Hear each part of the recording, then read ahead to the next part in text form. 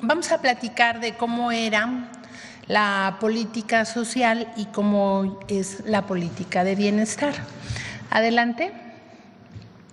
Gracias. Tenemos 10 grandes diferencias para encuadrar con mucha claridad lo que antes sucedía y lo que hoy se hace como una política de Estado. En primer lugar, pues en el lado izquierdo de la lámina tenemos los programas o las estrategias que se implementaron, sobre todo en el periodo neoliberal. Tenemos lo que era Solidaridad con Salinas de Gortari, Progresa con Ernesto Zedillo, Oportunidades, los dos gobiernos del PAN, con el presidente Fox y Calderón, y Prospera con el presidente Peña. Lo enmarcamos porque, aunque eran dos partidos distintos, pero actuaban de la misma manera. Y cómo ahora se conduce esta política, que insisto, es una política de Estado. En primer lugar, era una política asistencial. Hoy nosotros estamos construyendo una política de derechos, porque estos derechos están en la Constitución, pasaron de ser un programa de bienestar a una política de derechos establecida en la Carta Magna.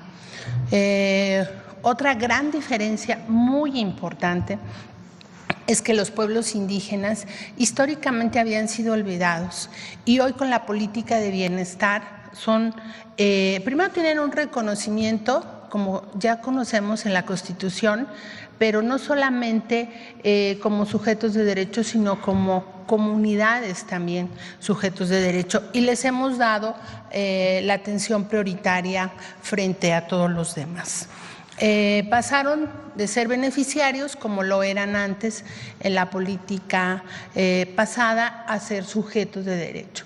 Esto es muy importante porque vamos fortaleciendo la capacidad del pueblo de también exigir sus derechos, y por eso es tan importante que esté en la Constitución. La estrategia de programas focalizados en realidad era una estrategia de discrecionalidad política y electoral. Y lo que se definió como una política en los programas de bienestar es que tiende a ser universal. Ya son universales las pensiones, las 3 pensiones de adulto mayor, de las mujeres y de discapacidad, y también las becas. Estamos caminando hacia ello, porque en el pasado, pese a que hoy cuestionan de otra manera, era lo que sucedía. Y bueno, nosotros que venimos del movimiento y trabajar siempre en el territorio, pues éramos los que conocíamos cómo se operaban esos programas. Por eso la focalización no construye derechos, por el contrario. Y hoy tenemos políticas que tienden a ser universales, y no todos los programas lo son, pero tienden a ser universales y resolver problemas concretos. Las dádivas eran condicionadas, se entregaban despensa, cemento, varilla, cosas en especie que eran negocios de los funcionarios públicos, y hoy se genera un ingreso básico para las familias. Por eso es muy importante no solamente la dimensión de los programas, sino la cuantía de los montos individuales y la inversión social que se realiza año con año en los programas de bienestar. También se entregaban los recursos o las cosas a través de las organizaciones sociales o civiles, y hoy eso se terminó. Desde el 1 de diciembre del 2018, entonces el presidente López Obrador emitió un comunicado para que todo el gobierno tuviera un trabajo directo con el pueblo y no con intermediarios. Se acabaron los intermediarios y hoy las personas se registran a su programa, reciben su tarjeta de bienestar y cada bimestre o cada periodo se les entregan sus recursos, y hay esta relación directa del gobierno con el pueblo. También todo en este tiempo creo que era la base fundamental de lo que creían los neoliberales, es que todo estaba sujeto al mercado. Y nosotros consideramos que las comunidades deben actuar como sujetos de derecho y, por lo tanto, exigir lo que en derecho les corresponde. Ya se acabó ese esquema en donde los derechos eran una mercancía, así lo vimos en la salud, en la educación, que nuestra presidenta fue defensora de la educación pública y gratuita, y hoy estamos construyendo también ciudadanía desde otra lógica. Tenemos programas donde el pueblo ejerce los recursos, como este año el Fondo de Infraestructura a los Pueblos Indígenas, la escuela es nuestra, la clínica es nuestra, de tal manera que las comunidades también construyen sus derechos.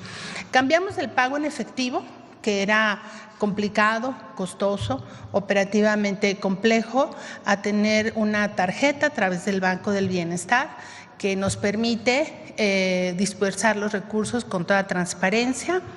Y bueno, también algo muy importante, todos los programas estaban desarticulados. Cada programa funcionaba de manera individual, tenía su área administrativa, su área operativa, generando costos superiores.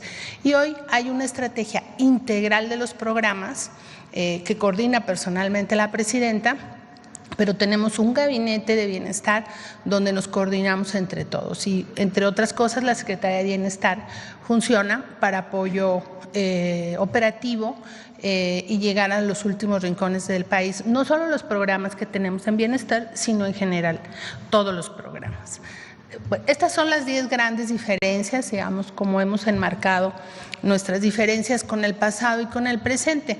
Ahora tenemos ejemplos concretos de cómo esto se ha materializado en beneficio de la gente. Adelante. Esta es la historia de la pensión de adultos mayores, que siempre he dicho que está muy ligada a la historia de la lucha por la transformación, porque cuando el presidente fue jefe de gobierno, entonces el licenciado Andrés Manuel, él estableció la pensión en el año 2001 y en ese tiempo todo el mundo, la derecha, la oposición, cuestionó esta decisión, ¿no?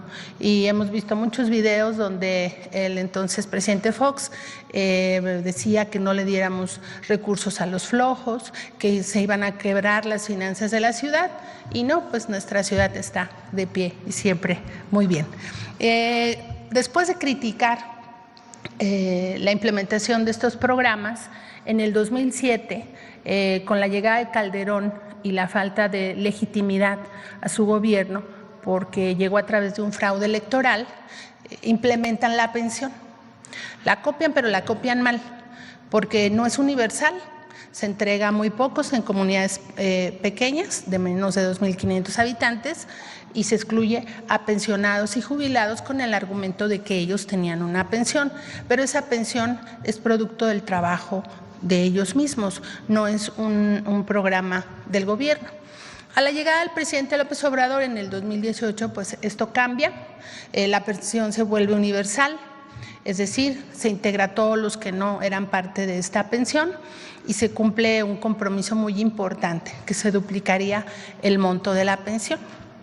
Y bueno, hasta ahora que se mantienen los programas, en el 2024 el pueblo decidió la continuidad de la transformación y el compromiso muy trascendental de nuestra presidenta es que continuaran los programas y se fortalecieran como está sucediendo.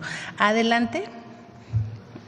Y este es un ejemplo de cómo la inversión social para el monto individual de cada derechohabiente ha cambiado. En el 2018, esta pensión tenía 1,160 pesos de entrega bimestral. Hoy estamos llegando a 6,200 pesos en este diciembre y ya nuestra presidenta anunciará en su momento los incrementos de los programas. Adelante. Y esta es una gráfica de cómo sucedió en el sexenio de Calderón, el sexenio del presidente Peña y cómo ha sucedido en estos 7 años de gobierno de la transformación. Desde el inicio de la pensión se entregaban 1,000 pesos bimestrales.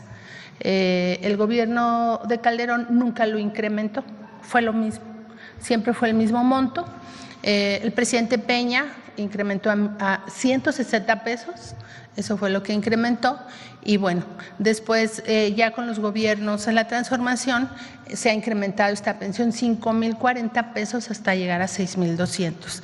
Adelante. Y esta otra gráfica también refleja pues la disposición a invertir en el pueblo.